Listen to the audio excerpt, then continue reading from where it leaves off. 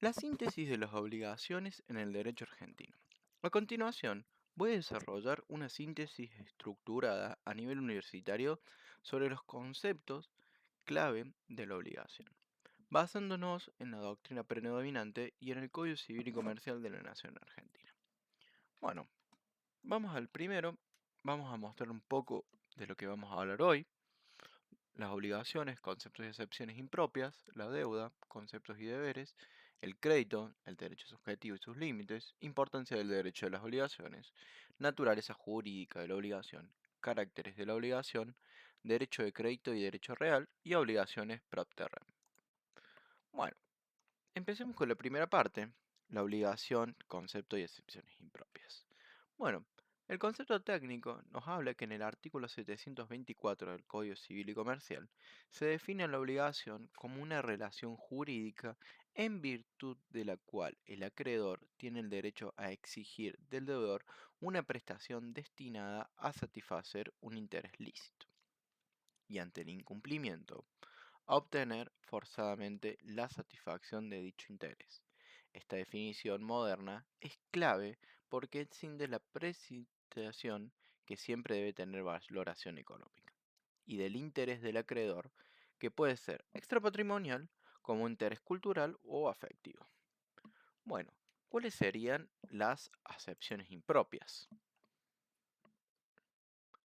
En el lenguaje coloquial o en otras ramas del derecho, el término obligación se usa erróneamente. Por ejemplo, como sinónimo de deber legal general. Ejemplo, tengo la obligación de votar. En el derecho civil, la obligación es un deber jurídico específico ante sujetos determinados.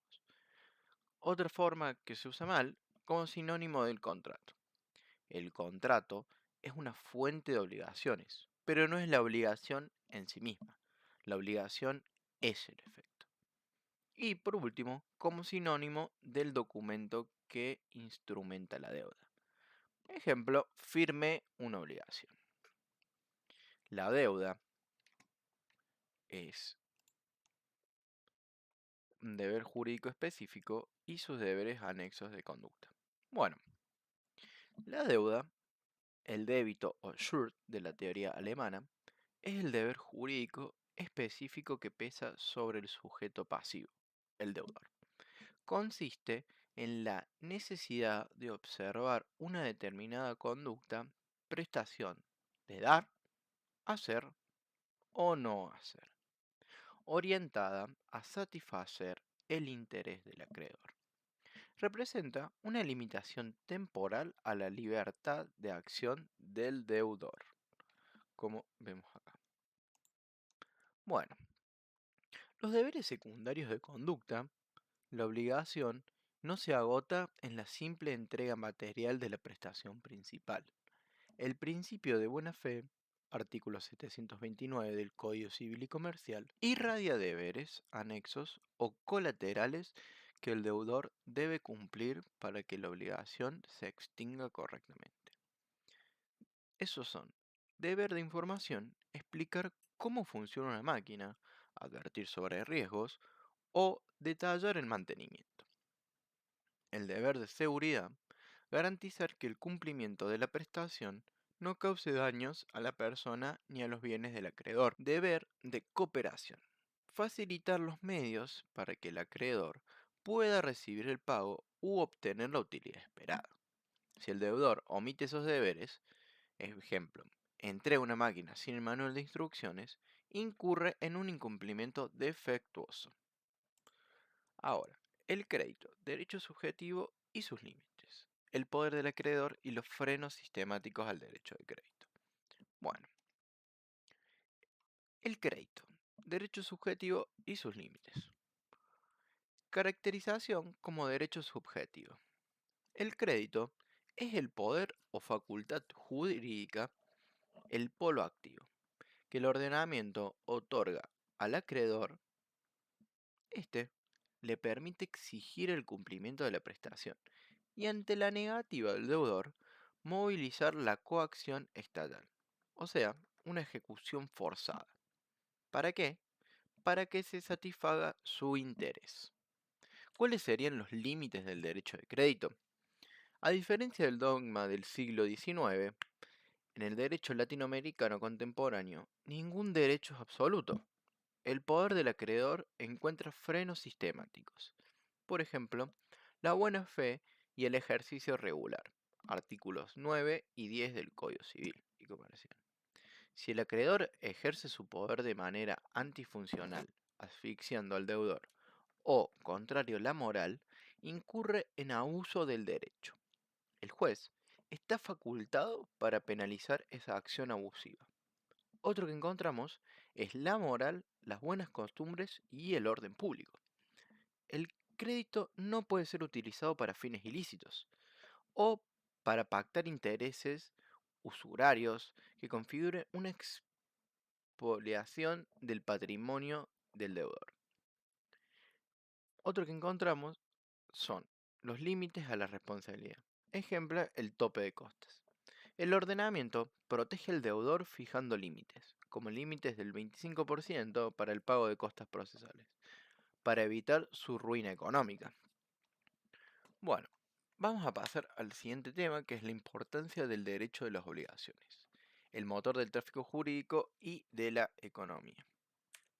Un segundo en el video para hacerte recordar que nos podés seguir en todas nuestras redes sociales, que nos ayudaría un montón para poder seguir creando y compartiendo conocimientos para toda la comunidad legal.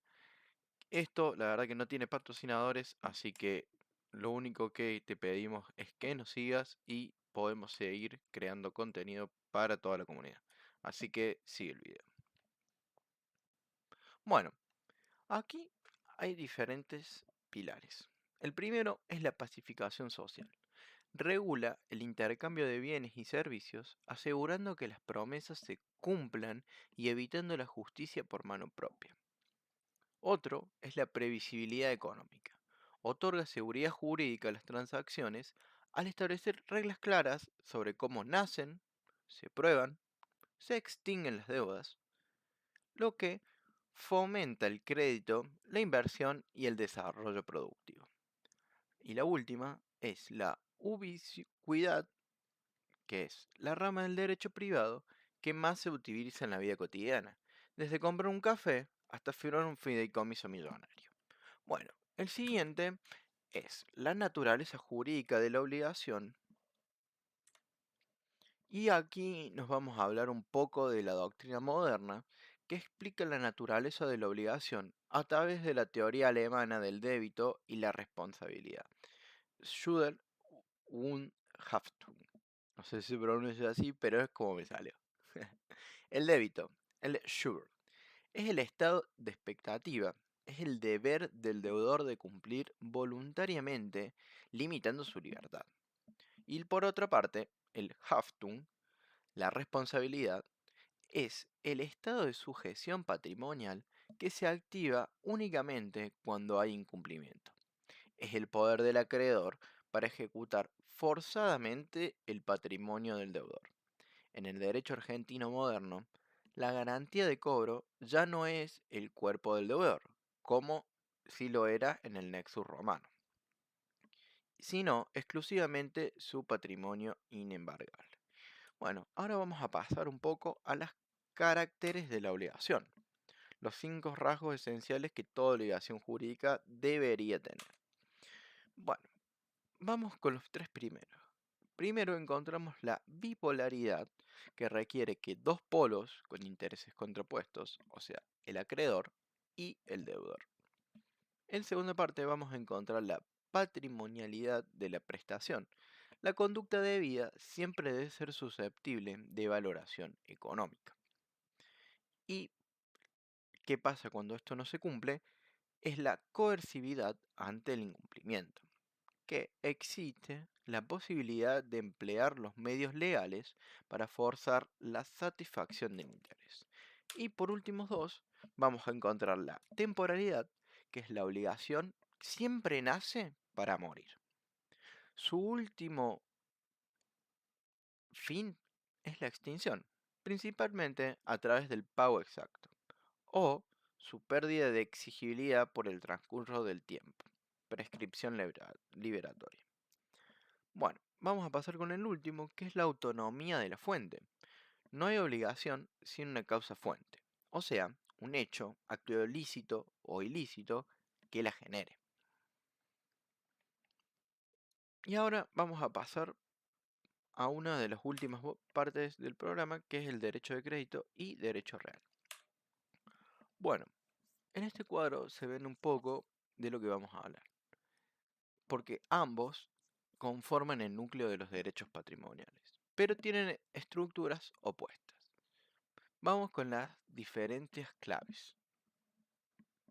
Bueno, mediatez versus inmediatez. En el derecho real, el titular ejerce un poder inmediato y directo sobre la cosa. Ejemplo, usar su auto. En el derecho personal, la obligación, el poder es mediato. El titular necesita de la conducta de un intermediario, que en este caso es el deudor, para satisfacer su interés. Otras de los puntos es la relatividad versus oponibilidad absoluta. En el derecho personal es relativo. Solo se le puede exigir al deudor específico. En el derecho real es absoluto y genera oponibilidad erga omnes. O sea, toda la sociedad tiene el deber de respetarlo. Otro es la creación. Libertad versus números clausus.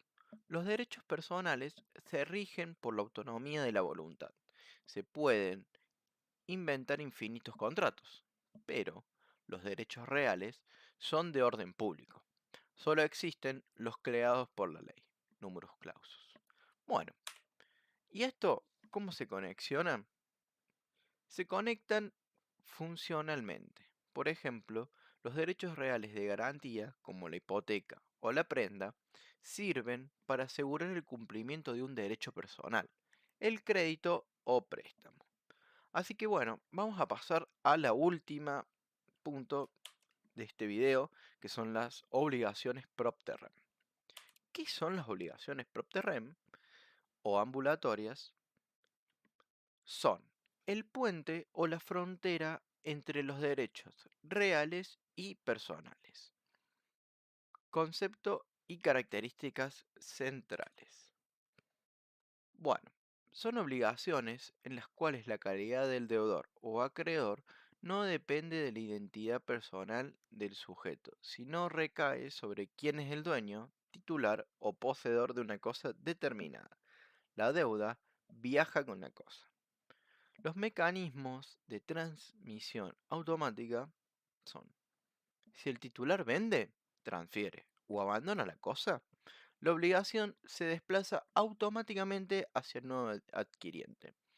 No se requiere que el nuevo dueño firme un contrato asumiendo la deuda, ni se necesita la conformidad expresa del acreedor. Ejemplo clásico en Argentina, el pago de las expensas comunes en la propiedad horizontal y la obligación de contribuir al mantenimiento de un muro medianero. Y con esto damos finalizado a este punto del video. La obligación es el eje del derecho privado. Bueno, si te gustó el video, si te sirvió, me podés dejarlo en la caja de comentarios. Y si no seguís y le das like al video, nos ayudas una banda a seguir pudiendo crear videos. Así que desde este lado, muchas gracias y que tengas un lindo día.